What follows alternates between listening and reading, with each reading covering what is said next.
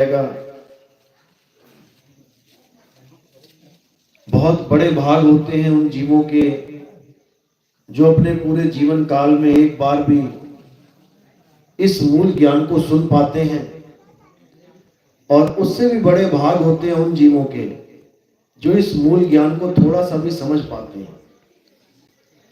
क्योंकि आज तक जन्मों जन्म से ये जीव मुक्ति के लिए दर दर भटक रहा है। कभी मंदिर जाता है, कभी मस्जिद जाता है, कभी गुरुद्वारे जाता है, कभी चर्च जाता है, कभी किसी गुरु की शरण में जाता है, कभी किसी गुरु की शरण में जाता है, कभी कोई नाम जपता है, कभी कोई नाम जपता है। ऐसे ही इसका पूरा जीवन निकल जाता है। इसको समझ में ही नहीं आता कि आखिर मुझे तलाश है तो है किसकी। जिस वस्तु को ये पाना चाहता है उस वस्तु का इसको पता ही नहीं होता कि मुझे चाहिए क्या।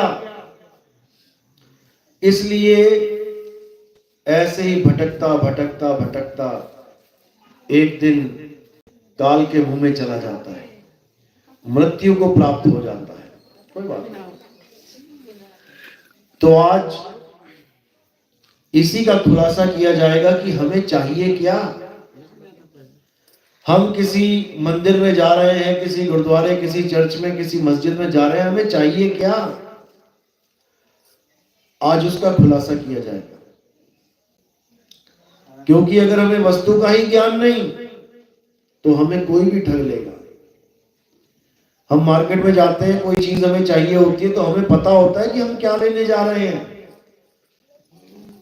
कोई भी सामान आपको चाहिए, आपको पता होता है मैं क्या लेने जा रहे हूं मार्केट, और उसकी दुकान कहां है ये भी पता होता है। सीधे उसी दुकान में जाके घुसते हैं कि नहीं?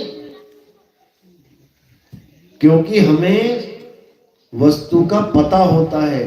सुई चाहिए, धागा चाहिए, बटन चाहिए, दही चाहिए, दूध चाहिए, क्या चाहिए। हजारों दुकानें हैं मार्केट में, किसी में भी घुस जाते हो क्या? अगर वस्तु का ज्ञान है कि क्या वस्तु चाहिए तो उसी मार्केट में कि उसी दुकान में जाओगे जहां पर वो वस्तु मिलेगी, अन्यथा और किसी में नहीं जाओगे।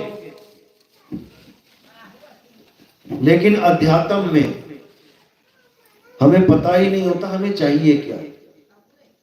इसलिए आज इसका खुलासा करेंगे और मालिक की दया होगी, परमात्मा की अपार कृपा होगी तो पूरा समझ में आएगा आपको कि हमें चाहिए क्या। तो सत्संग की शुरुआत परमात्मा के जयकारे से करेंगे और उसके बाद सत्संग शुरू करेंगे। बोलिए परमपिता परमात्मा की जय, सदगुरु बंदी छोड़ कबीर साहिब की जय, सभी संतों की जय, सभी भक्तों की जय, आज के आनंद की जय, सकल हंस को बंदगी साहेब बंदगी सतनाम।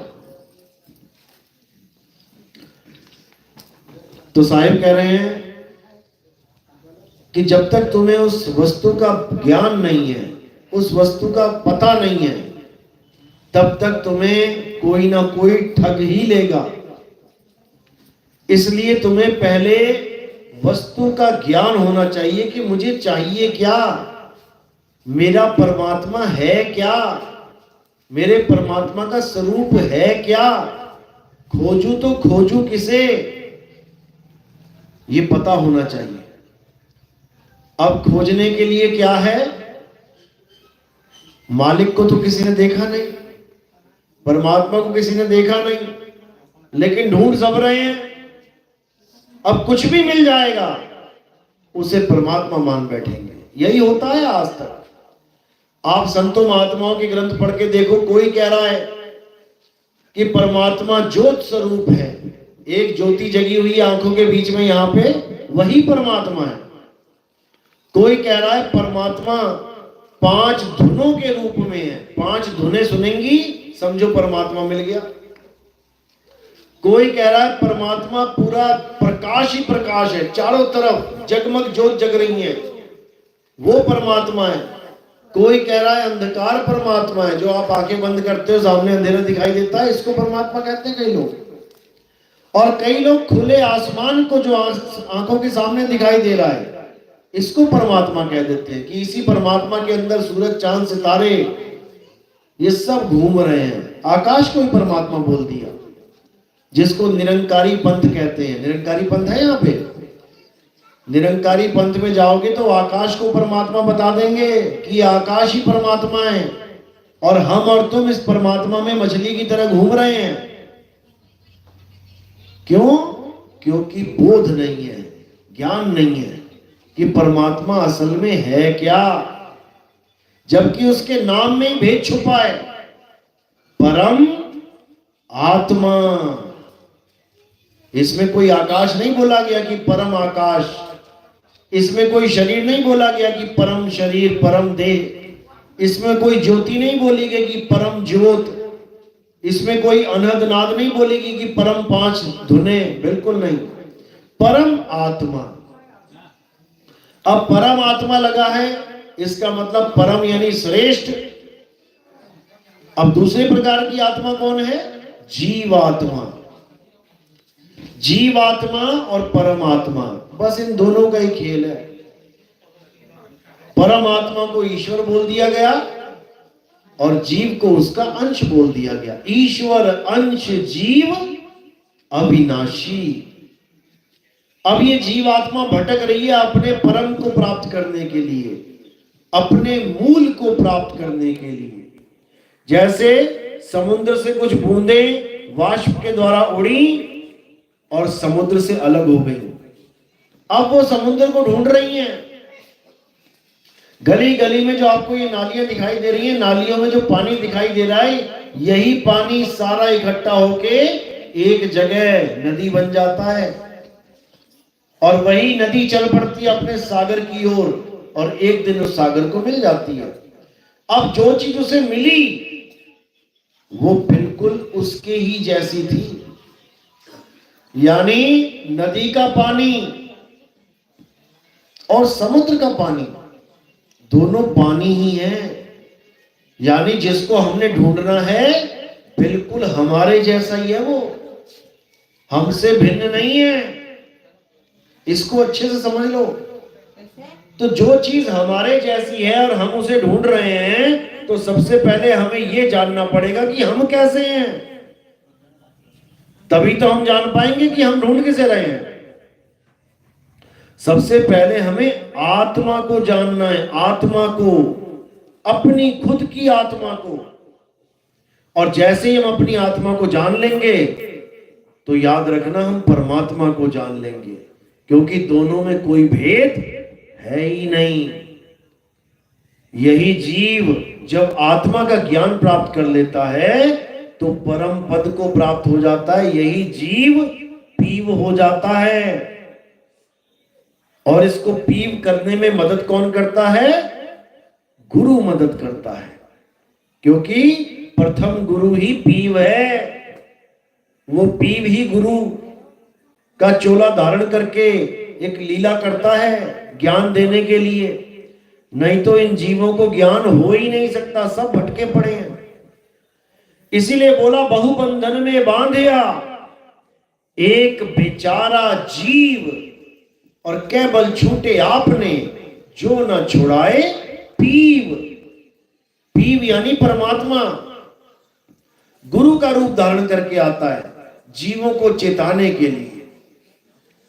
कहते हैं संत भेष में आए साहिब, संत भेष में आए, जीव चेताने आए साहिब, जीव चेताने आए। जीवों को चेताने के लिए, उनको उनका स्वरूप लखाने के लिए संतों के भेष में स्वयं परमात्मा आए, और उनका नाम कबीर है। वही सब संतों को ज्ञान देते हैं, बिना उनके ज्ञान नहीं हो सकता किसी को भी। हाँ, भक्ति कर सकते हैं, कोई ना कोई मंत्र जाप करना शुरू कर दिया, उसमें क्या हो गया, लेकिन आत्म ज्ञान प्राप्त नहीं कर सकते, अपनी आत्मा का ज्ञान प्राप्त नहीं कर सकते। उसी आत्मा का प्राप्त करवाने के लिए युगों युगों में कबीर साहब आते रहते हैं। युगन युगन हम आए चितावा, कोई कोई हंस हमारा हो, कहें कबीर ताही पहुंचाऊं, सत्य पुरुष दरबारा हो। युगों युगों तक मैं आता हूं जीवों को चेताने के लिए। जो समझ जाता है मेरी बात उसको मैं ले चलता हूं, और जो नहीं समझ पाता वो बेचारा यहीं धक्के खाता रह जाता है। तो सतयुग में आते हैं सत्य सुकृत नाम से, त्रेता में आते हैं मुनीन्द्र नाम से, द्वापर में आते हैं करुणामय नाम से, और कलयुग में आते हैं कबीर नाम से। चारों युग में कबीर साहब के आने का वर्णन है, ग्रंथों में मिलता है। आने का मकसद एक ही है कि कैसे भी इस जीव को उसके सत्य स्वरूप तक पहुंचा दिया जाए।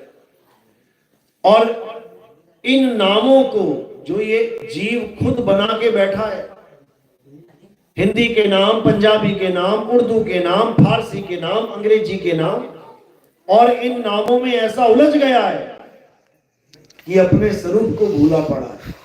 नामों की महिमा में उलझ गया, नामों को सत्य मान रहा है जो खुद बना के बैठा है। कोई कहता है राम राम सत्य है, कोई कहता है हरे कृष्णा जपना है, कोई कहता है अल्लाहु अल्लाहु जपो, कोई कहता है वाहिगुरु जपो, कोई कहता है गॉड गॉड जपो। हर इंसान अपनी अपनी भाषाओं के नाम लेके बैठा हुआ है, अपनी अपनी भाषाओं के नाम। अब इनसे पूछा जाए कि जिन नामों को तुम कह रहे हो जपना है, ये बने कब थे, ये बने कैसे? जब आदि मानव था। आदि मानव का नाम सुना है ना? आदि मानव 5वीं 6ठी कक्षा में पढ़ाया जाता है उसके बारे में। तो आदि मानव जब था तो कौन से कपड़े पहनता था, कौन सी भाषा बोलता था, कौन से घरों में रहता था? एक जानवर की तरह जीवन था उसका।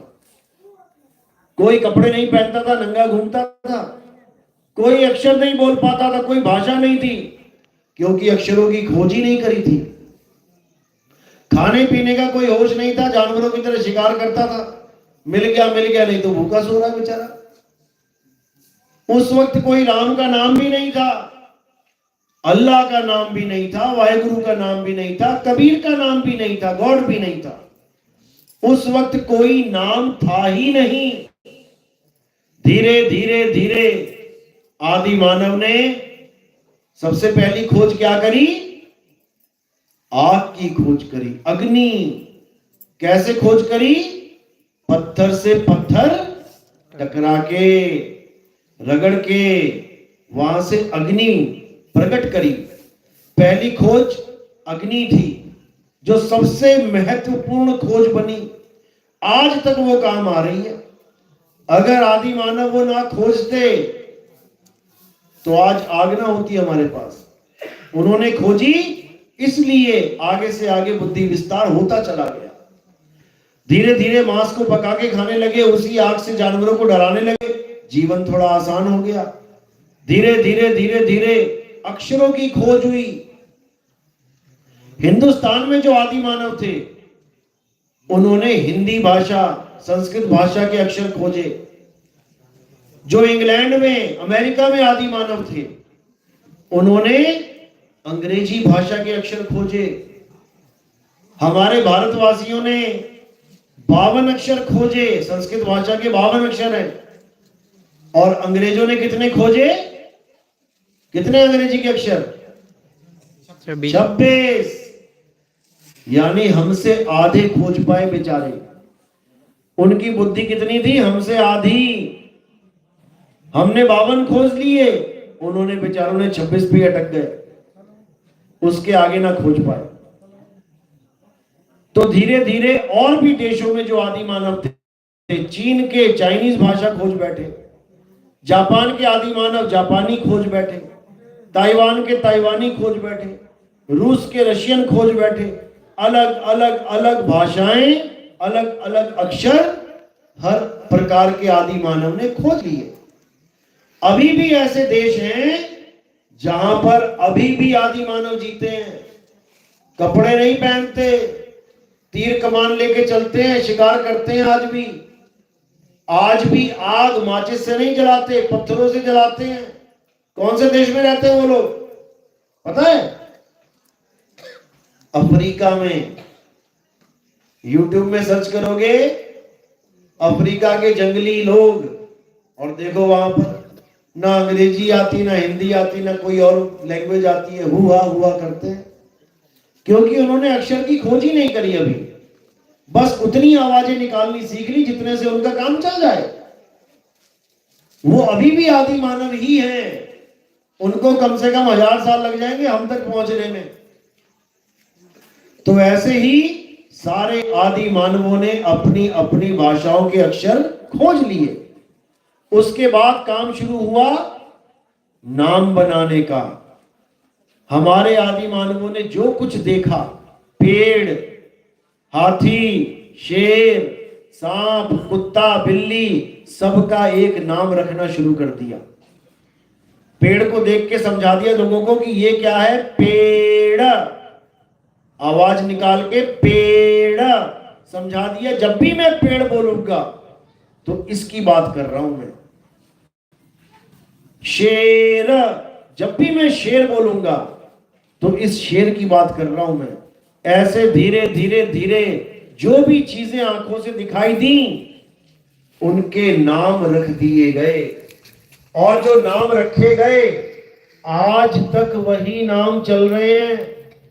हम जो अपने स्कूलों में बच्चों को भेजते हैं सीखने के लिए, वही नाम सिखाए जाते हैं जो आदि मानव ने रखे थे। नहीं तो बता दो, तुमने या तुम्हारे पिताजी ने या तुम्हारे दादाजी ने कोई किसी वस्तु का नाम रख पाया अलग से? कोई ना रख पाया। पानी को आज भी पानी कहते हैं, पानी ही कहते हैं। जिधर जल कहते हैं जल ही कहते हैं, जिधर वाटर कहते हैं वाटर ही कहते हैं। यानी जो अक्षर खोजे जा चुके हैं हमें वही पढ़ाए गए हैं। हमें यह अधिकार नहीं दिया कि कबूतर का तुम कोई और नाम रख लो, बिल्कुल नहीं।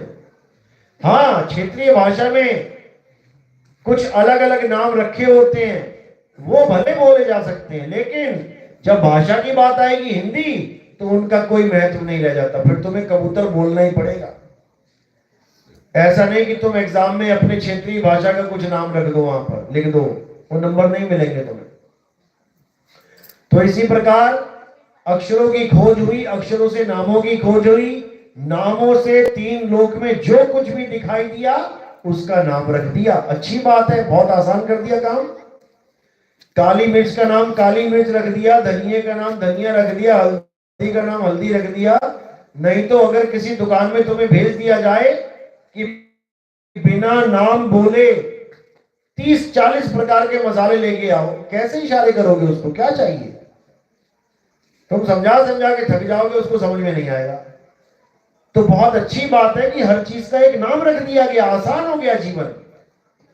फटाक से गए भैया काली मिर्च देना, फटाक से गए लौंग देना, इलायची देना, हींग देना, बस तुम्हारे मुंह से निकले सही आवाज, उसके कान में पड़े सही, एकदम समझ जाएगा क्या बोला इसने। क्यों? क्योंकि उसको दुनिया में ये सिखा दिया गया है। जो चीज तुम सीख रहे हो वही सामने वाला भी सीख के बैठा है, इसलिए ये जीवन बहुत आसान हो जाता है। अब यहां का आदमी चीन चला जाए, अब वहां सब्जी लेने जाए, वहां जाए मसाले लेने, अब देखो जितना ज्ञान तुम्हें दिया गया, जो तुम पढ़े लिखे यहां पे हो, वो सब जीरो हो जाएगा। वहां की सारी भाषा ही बदल जाएगी, तुम्हें जीरो से स्टार्ट करना पड़ेगा कि वहां कुत्ते को क्या कहते हैं, बिल्ली को क्या कहते हैं, सुअर को क्या कहते हैं, मिर्च को क्या कहते हैं, धनिये को क्या कहते हैं, अदरक को क्या, पूरा जीवन जीरो से स्टार्ट हो जाएगा। तो ये है भाषाओं का महत्व। अच्छी बात है कि अक्षर बने, अच्छी बात है कि अक्षरों के द्वारा सारे नाम रखे गए, लेकिन ये अक्षर ही मौत का कारण भी बन गए। कब? जब भगवान का, अल्लाह का, वाहिगुरु का, गॉड का, यानी उस एक परम तत्व का अलग अलग भाषाओं में नाम रख दिया गया। अब जब अलग अलग भाषाओं में नाम रख दिया तो सबने अपनी अपनी भाषाओं में बने हुए नाम को प्रेम किया। राम नाम बहुत प्यारा हिंदुओं को, अल्लाह नाम बहुत प्यारा मुसलमानों को, वाहिगुरु नाम बहुत प्यारा है सिखों को, और गॉड नाम बहुत प्यारा है ईसाइयों को। यहां तक तो समझ में आता है कि अच्छी बात है, प्यारा है, भगवान का नाम है, अल्लाह का नाम है, प्यारा तो लगना चाहिए। लेकिन इन्हीं नामों का झगड़ा भी शुरू हो गया।